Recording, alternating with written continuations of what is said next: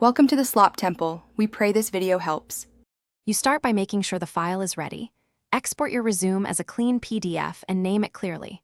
Once signed into Google Drive, upload that PDF using New File Upload. Make sure the upload shows as finished. This prevents link errors later. If you want version control, keep the original editable copy in Drive too. Now that your resume is uploaded and synced, you're ready to move into sharing settings and create a link anyone can open. Next, you adjust sharing so recipients can access the resume. Right-click the file and choose Share, then click Change to anyone with the link.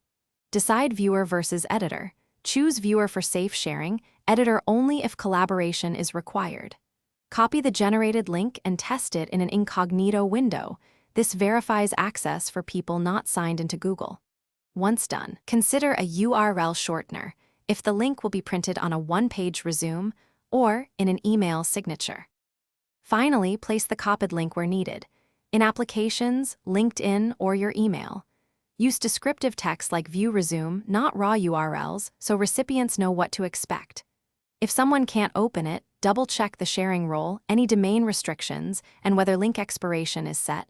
Adjust and recopy the link.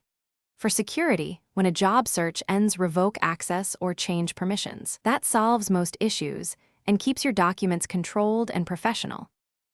Thanks for watching. Consider subscribing if we helped you.